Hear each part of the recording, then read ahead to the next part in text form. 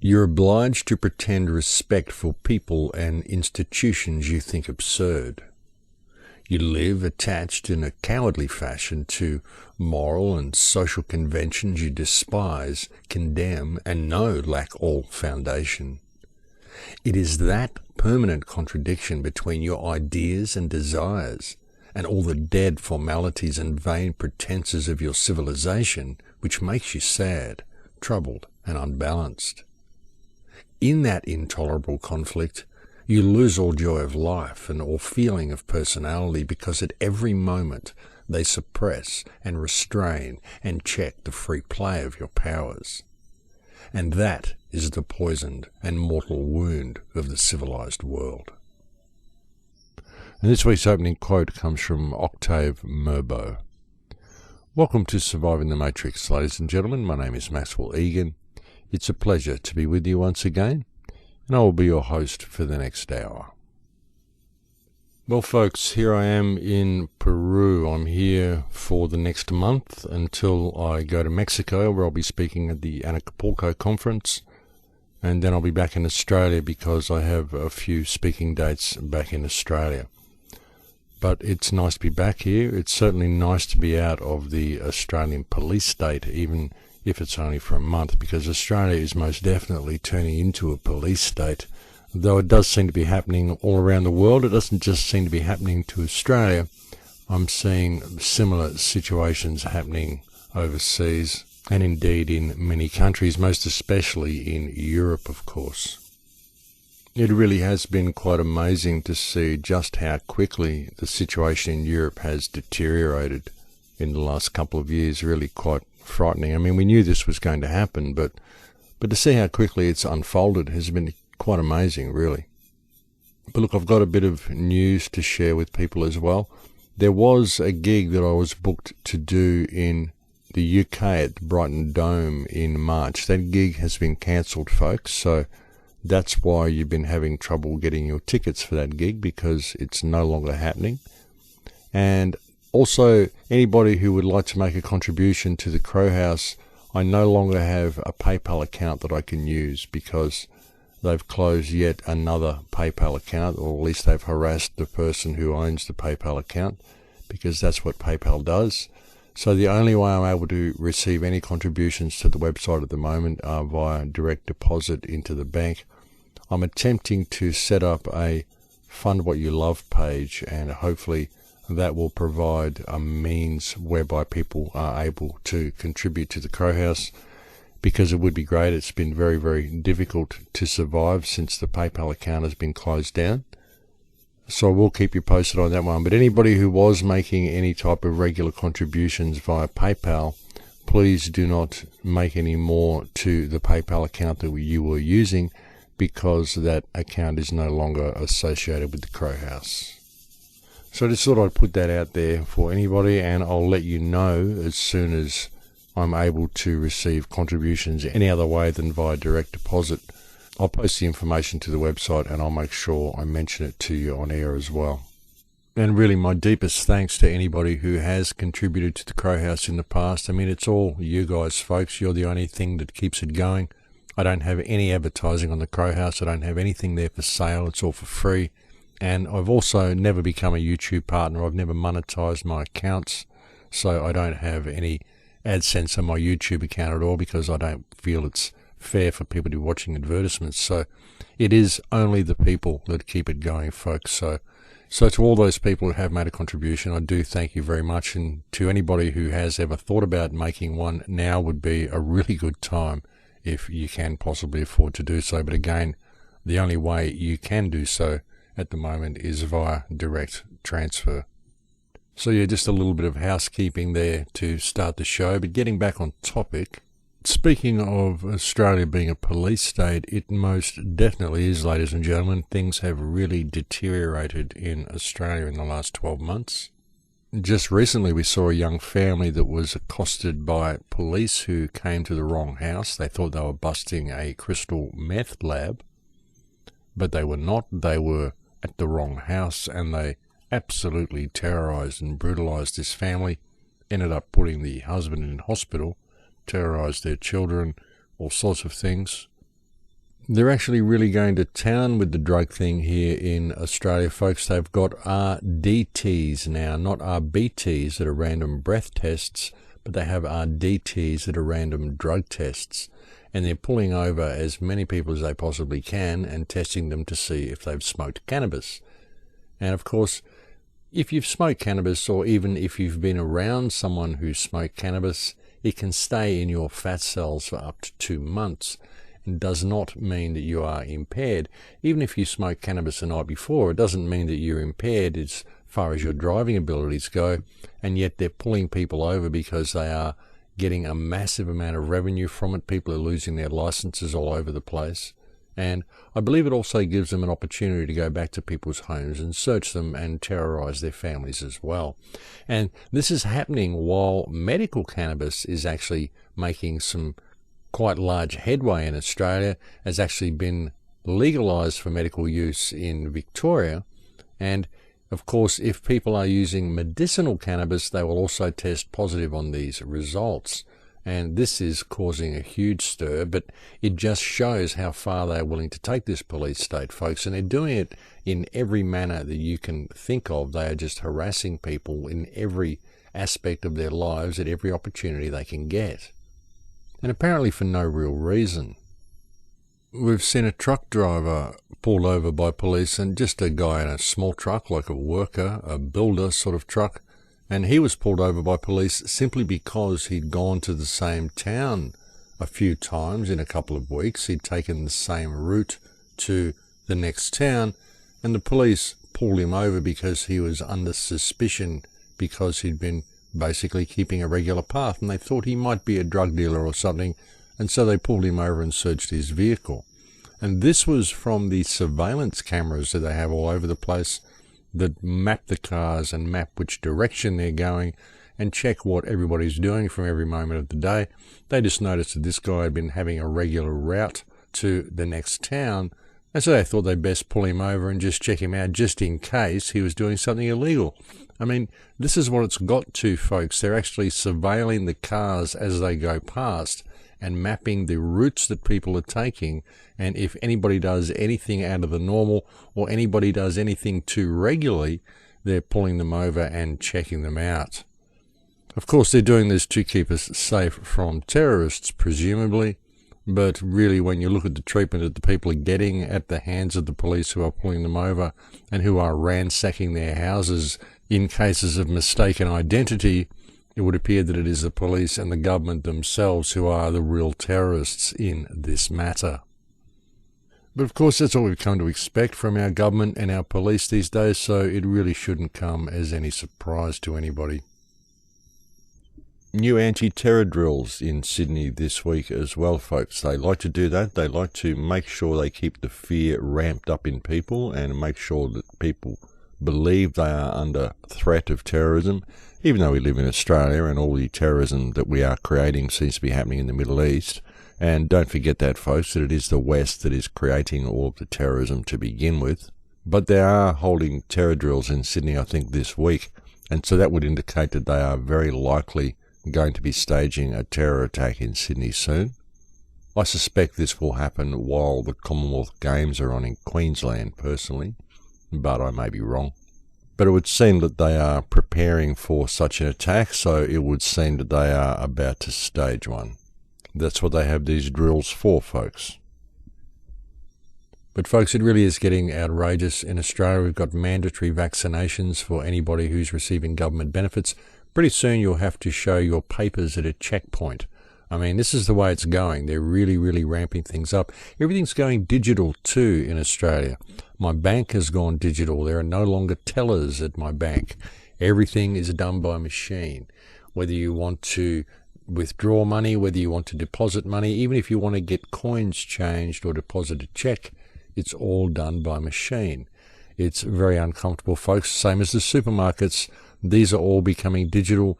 They are basically squeezing the tellers out, and they are pushing everybody towards automatic machines. And of course, they will have a number of machines there, but there's only one that will accept cash.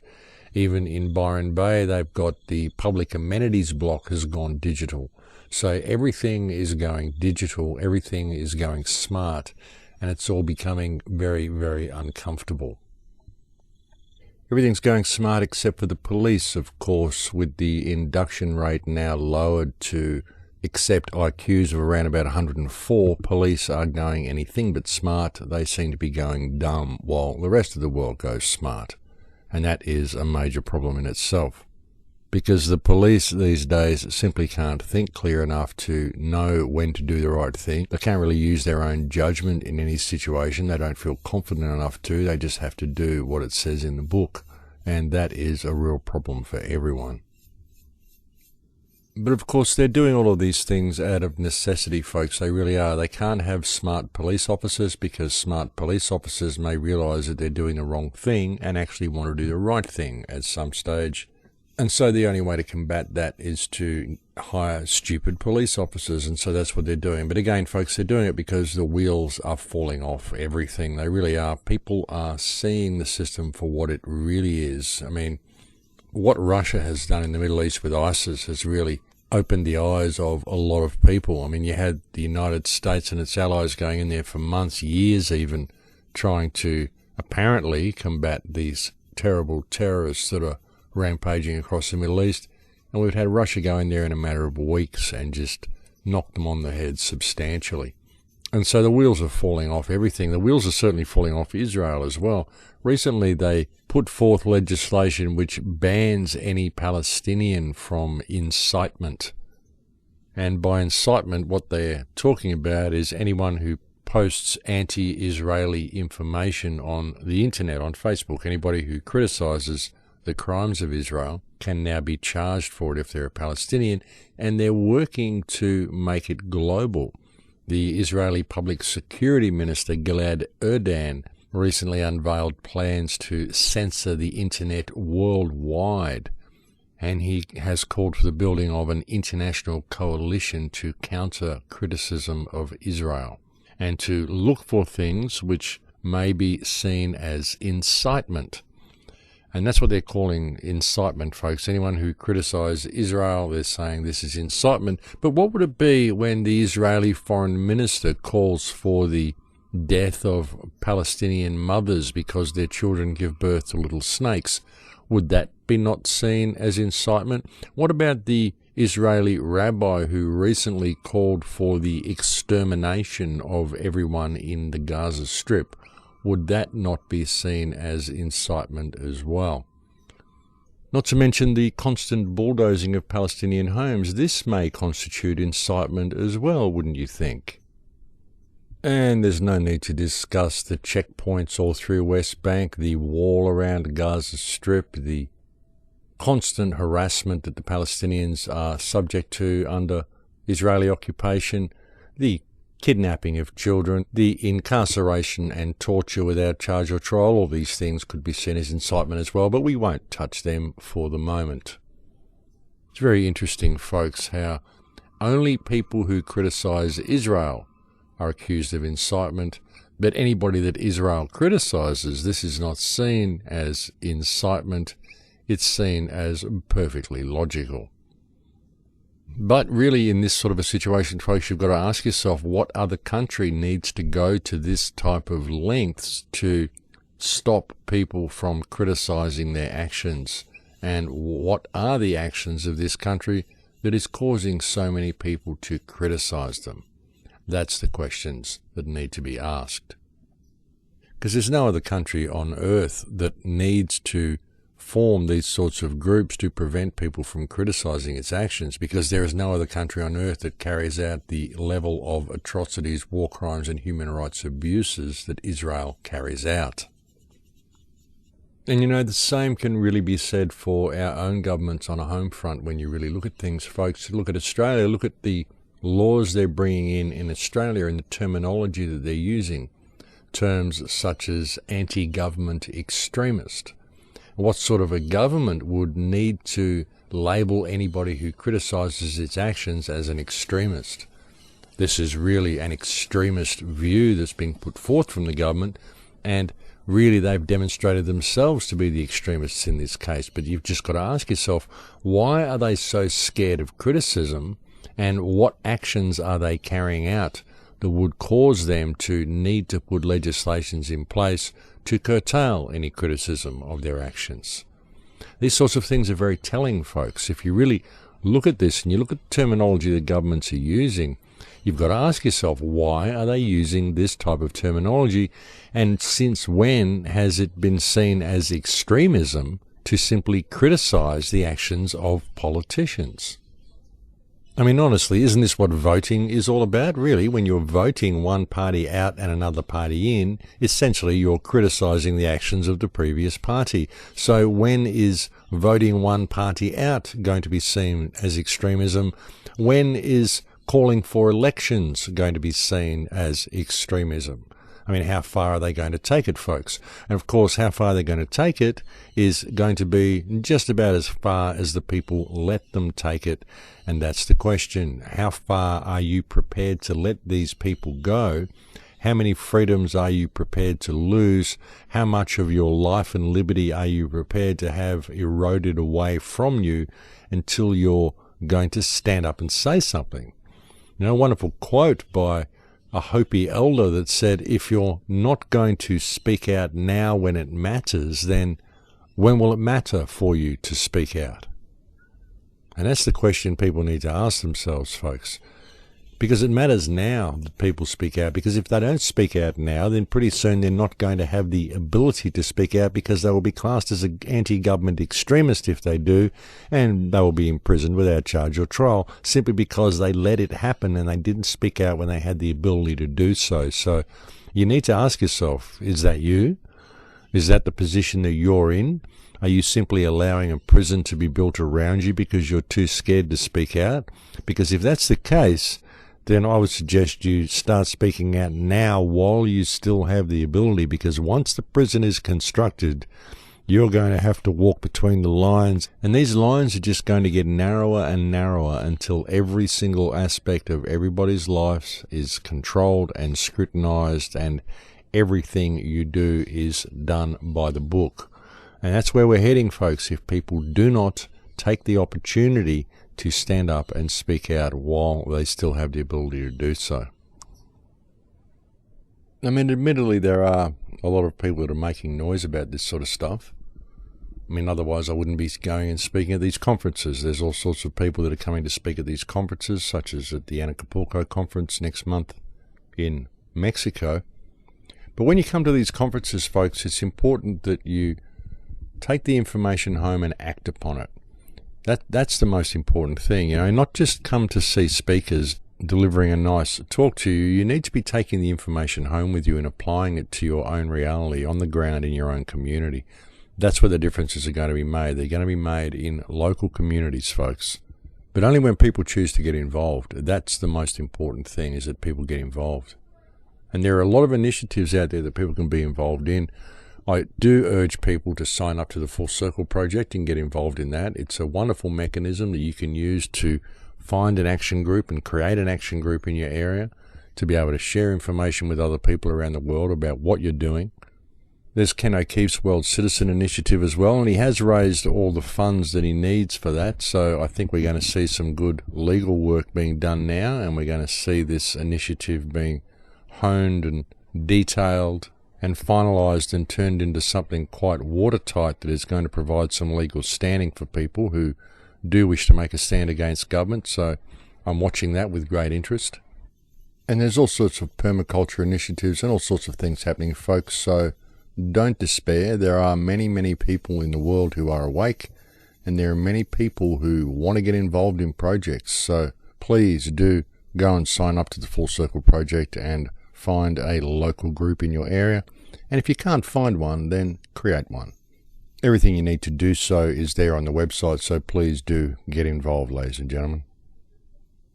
And look, there's every reason for you to do so. There really is. There's every reason for everybody to want to get involved, folks. I don't know how much worse it's got to get. I mean, all you've got to do is look around, folks. I mean, if you just go through the news headlines, I mean, there's any number of reasons why you need to stand up. You know, recently in the United States, we had the police confiscate a healthy baby, and it isn't the first time they've done it, simply because the baby was born at home. It was a home birth, and so they came and confiscated the baby.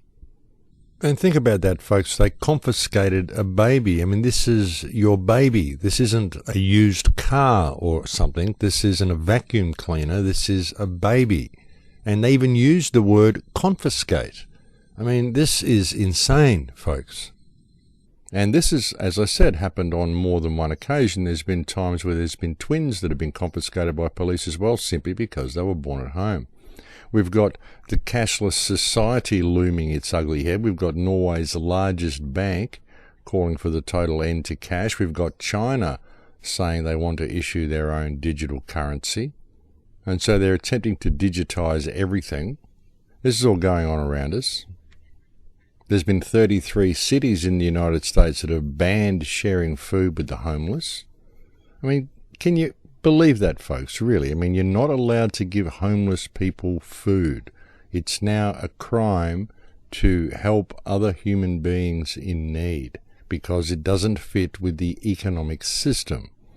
Now, like I said, folks, I don't know what it's going to take before people wake up and smell the coffee, but this is simply not right. I mean, there's something incredibly disturbing about a government drafting legislation which prohibits man from helping mankind. I mean, just think about this, folks.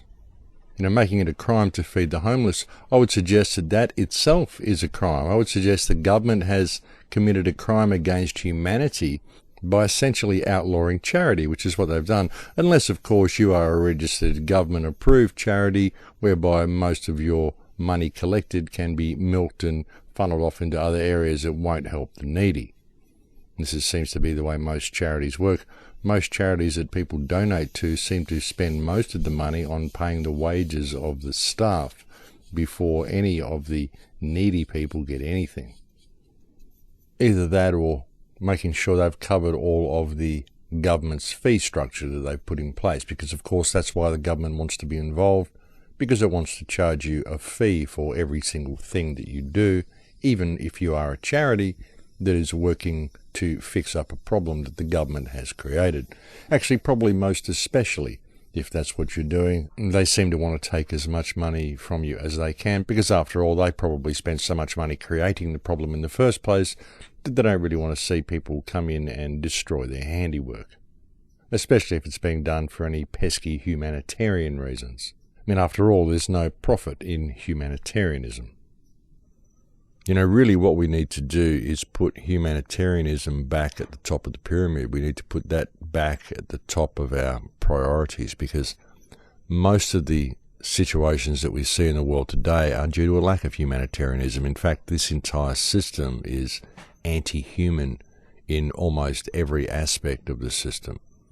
Just the fact that we're ruled by economics is very anti-human. The fact that they would make it illegal to feed homeless people.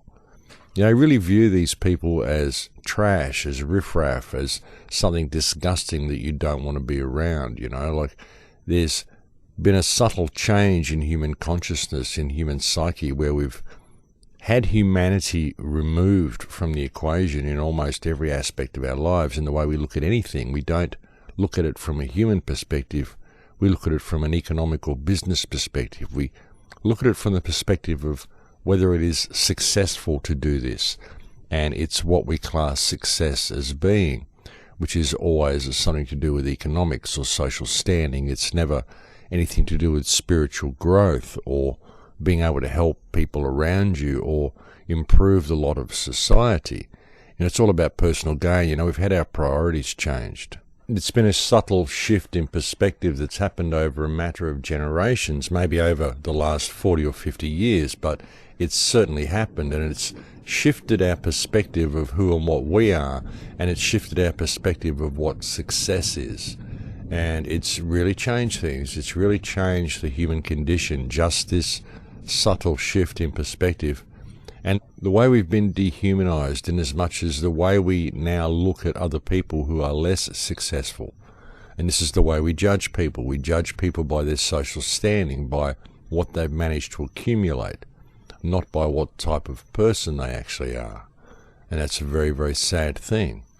Admittedly, we've been doing this for a while. I mean, it hasn't just been over the last 40 or 50 years. This has been an ongoing thing for many hundreds of years. We've had this kind of judgment towards each other, where it's always been about the stuff that you own and the social standing that you have, which is what makes people want to be your friend and all of this sort of stuff. I mean, people want to hang around with those who are more affluent than they are because that's what they perceive success to be. And often those who are more affluent like to have a few people who aren't so affluent hanging around with them so they can show off their wealth. And that's a lot of what it is. I mean, it isn't that people even want the wealth. They just want to have things because they know that that's what other people want. And as long as I've got what you want, then I feel successful even if I don't want it. This is kind of the mentality that we've been trained to have. You know, we don't really need this stuff. We just want to have what other people want so that they'll want to be around us. And we have kind of compensated real friendship and replaced it with this type of adoration and this exhibitionism, because that's essentially what it is. It's just exhibitionism. We exhibit all of our wares and all of the stuff that we have because we want the adoration of others, and we view this as friendship. We really have become quite a strange species, folks. You know, we really have had all of these subtle changes in our personalities inflicted upon us. I mean, it's the society that's done it. It's the training that we've had given to us, the education systems that we've been subject to. But it's very interesting when you look at it to see what our perspective of friendship has become, simply because our perspective of friendship is now deeply based in materialism and in social and economic standing. And it's been a very, very subtle change, but it has affected us very, very profoundly on a soul level. But look, I think we're at break time here, folks. I can hear the rain coming as well, so we may be in for a bit of a rainstorm for the rest of the show here in the Amazon, but we'll just see how that goes. But we are at break time, folks, so I'm going to have to leave it there for now, and we'll go and have a break, and I'll speak to you again in a few minutes. Thanks for listening. And welcome back, ladies and gentlemen. Well, we seem to have escaped the rain, so that's a little bit of a reprieve for now. Perhaps it will come back. We'll just see how we go with that one. But yeah, what a ride it's been. What an interesting ride it's been, and what an interesting condition we find the world in today. The question is, how do we deal with it? That's been the question on everyone's mind for so long, of course. And you get flack for not knowing the answer to that question. I mean, people need to understand this is a collective consciousness. It's a collective projection, and one person, I don't believe, could possibly have all the answers. We need to work in cooperation with each other in order to find the answers. That has been one of my biggest missions through this whole process, through everything I've done. What I've attempted to do is locate all of the so-called leaders, or most of the leaders in this movement, and attempt to unite them into a common focus, because when we have that common focus, I think we're going to be able to find a way through the problem. But we have to have that common focus and that common respect in order to achieve anything. You know, the biggest and most effective part of the control grid, I believe, is the divide and conquer strategy, is the way society has been trained not to respect each other. I know I keep harping on this, but, you know, it seems to me to be the biggest part of the control grid, the fact that we can't just stand together as one united voice. You know, you talk about unity, you talk about trying to get people to come together and work together, and you get accused of being a New Ager or a socialist or worse. It's people who have these preconceived ideas of everything being an ism, New Ageism or socialism or communism or whatever. You know, what about freeism? What about respectism? You know, what about just allowing people to be themselves and to create to the best of their potential? We seem to have forgotten all of these sorts of values. I don't think many people can truly see the scope of human potential, just how vast it is, you know, of human creative potential. You know, we have the ability to do so many things. You know, we could achieve just about anything we want to achieve if we put our minds to it. And if we could work in cooperation and in unison, it would be incredible. The sky would be the limit. But we don't think that way. We think always in terms of personal gain. And it's the same even in the truth movement or the so-called alternate media, independent media, whatever you want to call it. Most people seem to have their own agenda. I mean, sure, they're pushing their own website and they're trying to promote themselves, and that's understandable.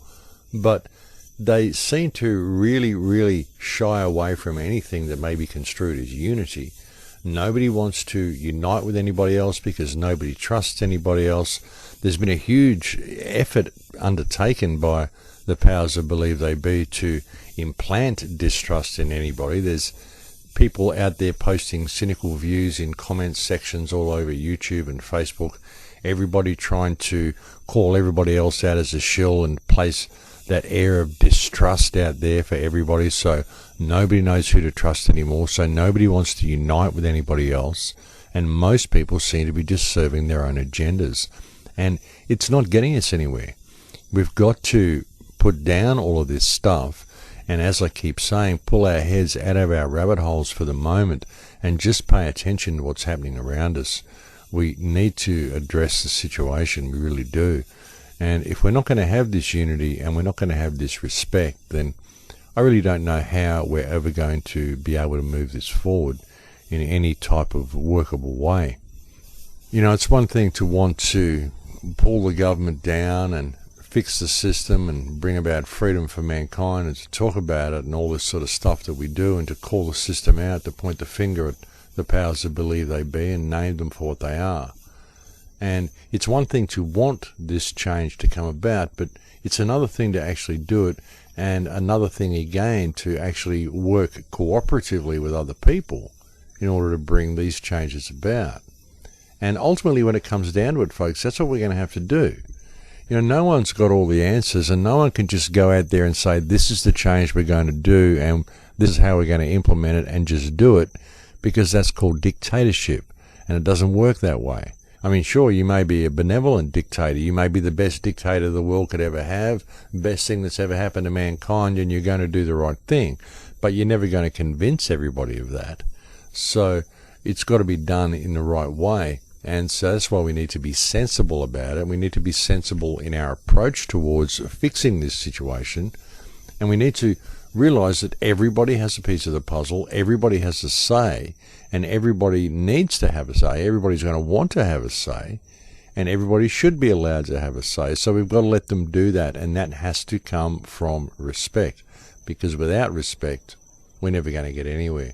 We're just going to sit here and squabble amongst each other, point the finger at whoever it is we want to point the finger at today, and blame them for all of our troubles, but we're not actually doing anything to alleviate the situation ourselves, because we're not respecting ourselves enough to respect those around us. That's a big part of the problem. And that's why I've always harped on so much about respect and about breaking down barriers and building ties in your community, just baking biscuits or cakes or something, you know, building a veggie garden, doing something for the neighbours, going to a ball game with them, even if you don't like ball games, just doing something that they like, so that you can break down these barriers and become their friend and get to know them and start exchanging political views and start exchanging ideas and start working towards a better future. I mean, this is how it all happens, folks. This is how every idea ever came about. It was from two people having a conversation. Any change that we see in the world today, whether it be good or bad, it all came about because someone had an idea that they were willing to discuss with somebody else, and it resonated, and then it turned into reality for everybody. And we can all do this, but we have to first be able to have these conversations. And of course that isn't going to happen unless we learn to respect people. And so that's why I come back to it so very often. You know, every journey starts with a single step, folks, and the journey to freedom, I believe, has to start with that respect. It has to start with you, each individual, removing this stuff they have with other people and putting themselves in a place of respect so that we can talk and converse, and then we're actually going to be able to see some change.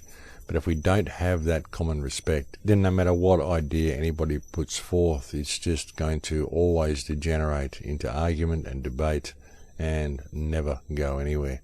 And we've seen this so very many times in the past.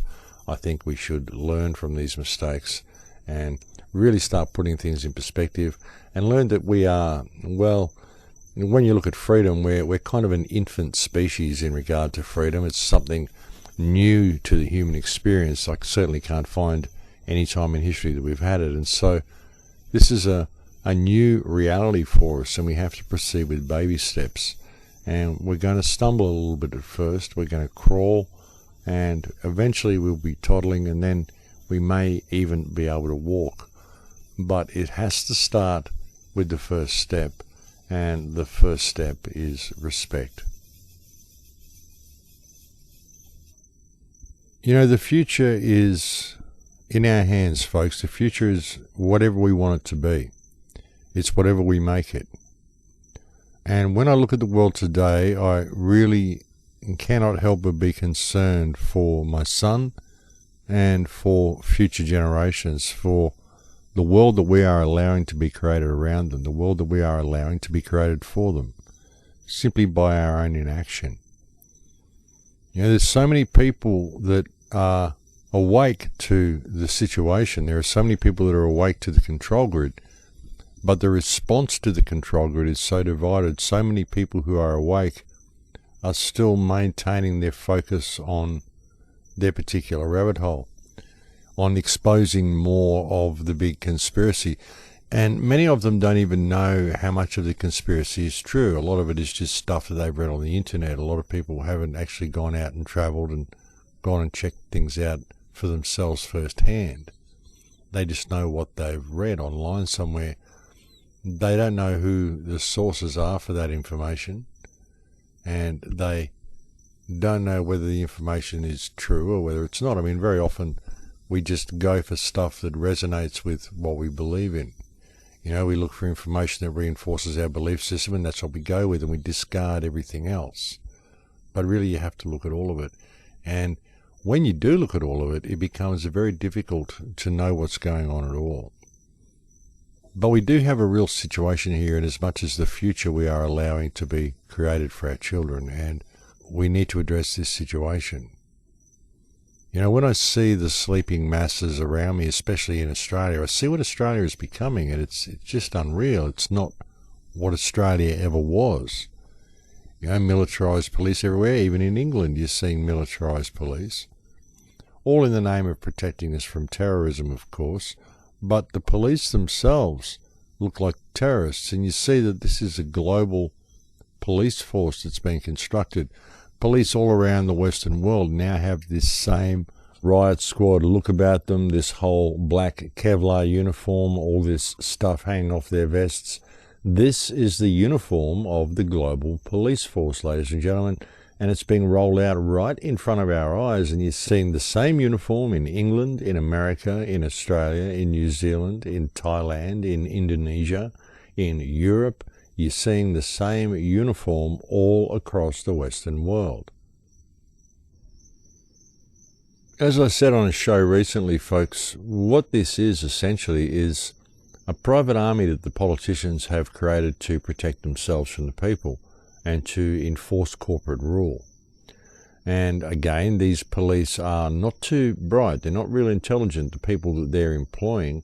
And you can see how society's been constructed this way as well. We've constructed a society over the last few decades whereby we've had lots of single mothers, lots of broken homes, lots of kids growing up without a dad, lots of kids growing up being bullied at school with chips on their shoulders, a lot of social outcasts, a lot of degeneration of the education system as well. We've seen they don't really teach people what they need to know anymore. They don't teach them real life skills, and they certainly don't teach people how to think.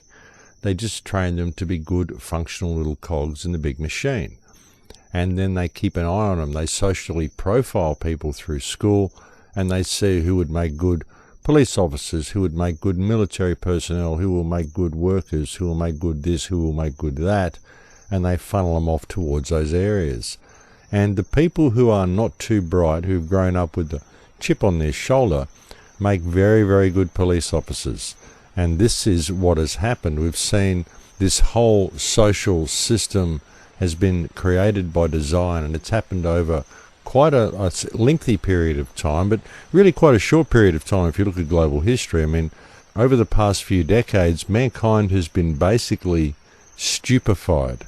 You know, we've been dumbed down, we've been chemically dumbed down and academically dumbed down, and now society is splitting into two very visible classes of the extremely rich and all the other people.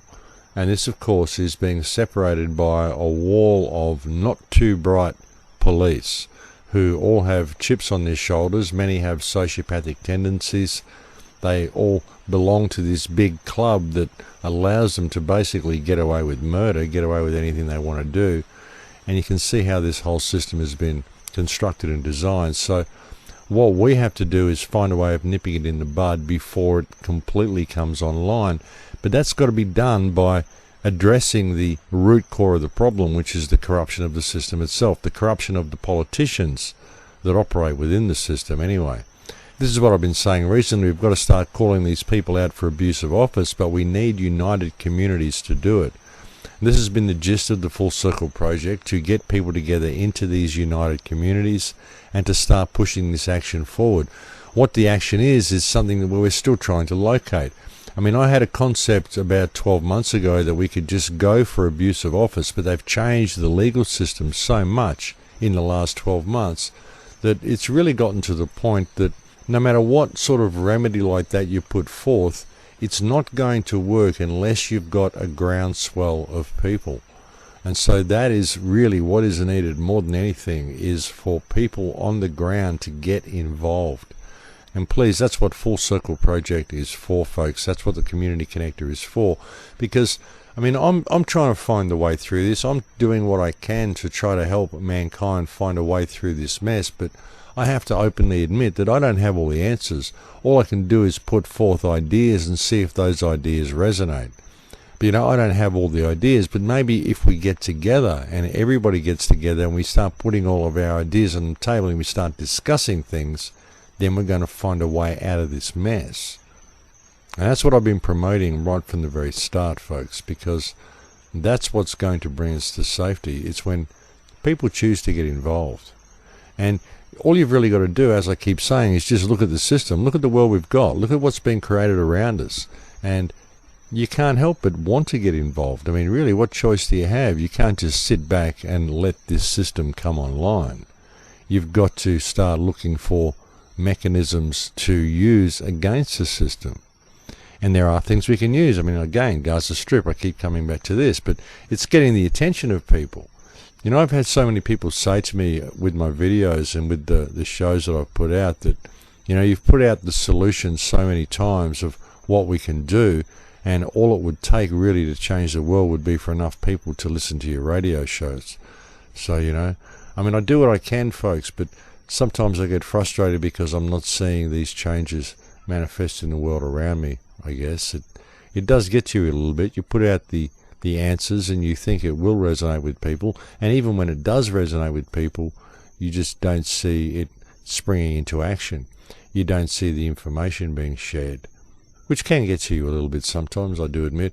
Although I know that there is a limit to how much people can share of my information. Stuff certainly doesn't come up on Facebook that I post. I notice that, folks, because I have 2 Facebook profiles, and I can post stuff on my profile, and then I can log in with another browser on a different profile and go and check the other page that I posted stuff on, and I find that I can't see it. And if it is there, sometimes I can't share it. So I know how much they limit things on social media. But if you go and check the website every day, I do update the headlines every day. If you do go and check once a day and check the radio archives and check the YouTube channel, you'll find that I do post quite a bit of stuff. And if you share it directly from the website or from the YouTube channel, you'll probably have better results. And it's probably the same for other people, folks. I've noticed that they do this with anybody who's making a difference. They limit how much information can be shared by these people, or how much information of these people can be shared. But you find all the other stuff, all the stuff that is distractions and disturbances and stuff that is creating division or limiting the response to the system, that's all very, very freely available. So it becomes apparent what information is important and what information isn't. And it's kind of comforting in a way, because you know you're making a difference when they start limiting your pages and censoring your Facebook pages and censoring your YouTube account and doing all the things they've done to me, limiting my PayPal accounts. They keep closing my PayPal down all the time. So at least I know I'm on the right track, folks, because they definitely seem to try to make things as difficult as they can for me, which can get a little frustrating, but like I said, it does give you a little bit of confidence that you're on the right track anyway. And I really believe the right track at this point is to use the system against itself. I really do. And like, there's going to be people out there that are going to be saying, oh, you're attempting to fight fire with fire. But no, it isn't that. It's attempting to get people's attention, because attention is the most valuable resource on earth. And we need people's attention. And in order to get that attention, you need to speak to them in a language they can understand. And so that means you need to start using elements of the system against itself in a way that people can identify with.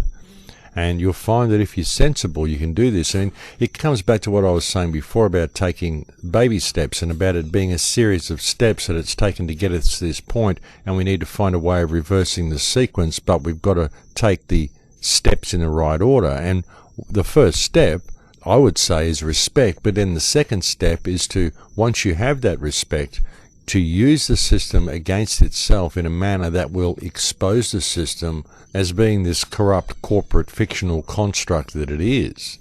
I mean, then we can get back to a point where we don't need the system at all. But for the time being, you've got to speak to the sleeping masses in a language they can understand.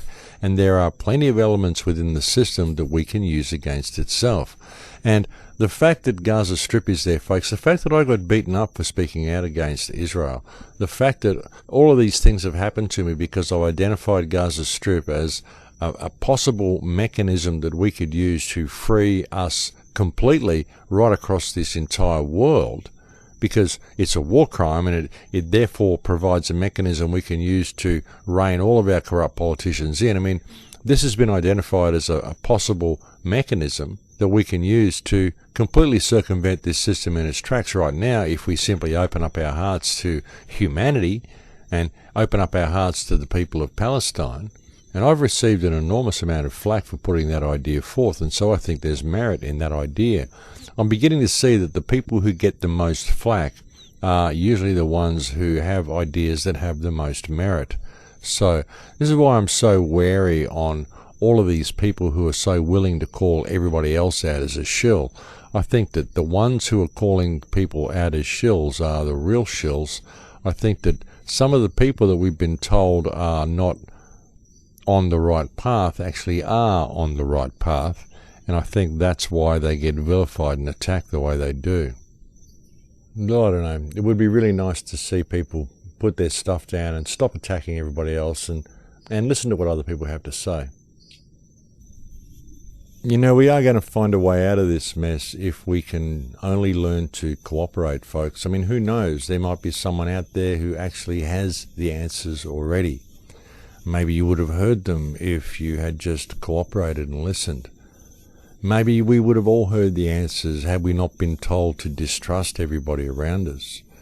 You know, were there not so many keyboard warriors out there who never leave their houses, who research all this stuff that they've never actually gone and seen for themselves, that's all been written by people they've never met, you know, and they're out there spreading cynicism about everybody and distrust about everybody and don't trust anybody because all opposition must be controlled. All of these programs that people have bought into. You know, if we could put some of that down and just learn to respect each other and cooperate with each other, we'd find a way out of this mess really quickly. And if we can't learn to do that, then we're really digging our own graves. We really are. We've got no one to blame for our situation but ourselves. You know, if we allow the police state to come online, you know, if we allow these politicians to keep going and to build this catastrophe that they are actually building, which is what the future they're creating is, you know, maybe great for them, all very regimented and all very controlled and all the books are balanced and everyone's walking between the lines, but it's going to be a catastrophe as far as human consciousness goes, as far as human expression goes. If we allow them to do that, you know, then we deserve what we get. If we can't simply cooperate and respect each other and see the beauty in each other. You know, why do people view themselves as just being little people? Why do people view themselves as being someone who's useless, who can't make a difference? Why do they allow themselves to be controlled? Why do they think, oh, I'm just a little guy, I can't do this, I can't make change, I have to do what I'm told? Why do people just accept authority the way they do and accept the destruction of their environment and the theft of their habitat and the theft of their very lives from them? Why do people accept it? It's been an endless source of fascination to me. But it's coming to a head, I think. It's got to stop because people are seeing that it can't go on this way. And I hope it does stop. I hope people do wake up and they do step into their power, and I do hope real change comes about. Because if it doesn't, then I really don't know how mankind will escape from the control grid that is being built around them. So I really do hope people wake up and see it in time, and I do hope that people begin to step into their souls and feel it in their hearts that they have to act and that they stand up and do so. That's what it's going to take, folks. It's going to take action from people on the ground, and we need it to happen as quickly as possible. We need it to happen right now. But we are getting very close to the end of the show here, ladies and gentlemen, so I'm going to have to wrap it up very soon. Now, as I mentioned near the start of the show today, I'm going to be speaking in Mexico next month, around about, I think it's February 19 to 21st or something like that in Acapulco. It's the Acapulco conference. So if you're anywhere near Mexico, it would be good to see you there. I'm also going to be speaking at the Free Your Mind conference in Philadelphia sometime in April. I think it's around about mid-April. I'm also going to be speaking at the AV America conference in Portland. So that's 2 gigs that I'll be doing in the United States. If you're anywhere in the area, it'd be great to see you there. I'm also going home to Australia in March to speak at the Maitreya Festival in Victoria. I also have a gig in Byron Bay and a couple of other gigs that I think may be around the Brisbane or Gold Coast area, but I'm not sure at this stage, but I'll keep you posted on them. And then I intend to come back to Peru and spend the rest of the year working on a film. I will try to get some more radio shows done while I'm out and about doing all these things. I'll try to get one done next week. I don't know whether I'll be able to get one done the weekend that I'm in Mexico, but you never know. I intend to have a guy on the show soon, a guy called Charles Strange. This is the father of one of the men who died in SEAL Team 6. A very interesting story. He's got some information he really would like to share with the world. He's been stonewalled by the Obama administration, as one would expect. But there seems to be some very, very interesting details surrounding the deaths of SEAL Team 6, and would appear that many of the members of SEAL Team 6 knew that they weren't going to last very long, because they knew they had been involved in a huge lie in regard to the so-called death of Osama bin Laden. So I'm looking forward to having a talk to Mr. Strange when I can catch up with him. It's been very difficult here on Amazonian internet, which is extremely unreliable at best, but we do what we can. But that is a show that I'll definitely be bringing to you within the next little while, as soon as I can put it together. And I should be able to get a show done for you next week anyway, so that'll be something to look forward to. But we are pretty well at the end of the show here, folks, so I'm going to have to leave it here for now. Thank you to anybody who has ever helped with the website and made a contribution. As I said near the start of the show, contributions can no longer be made via PayPal. You can only make direct transfers, and I am attempting to open a Fund What You Love page. I'll see if I can get that done by next week, and I'll give you the details for that. But thank you to anybody who ever has. It really is wonderful of you to do so. But I'm completely out of time now, folks. I'll look forward to speaking to you again next week. Please take very good care until then. In Lakesh, my friends. In Lakesh.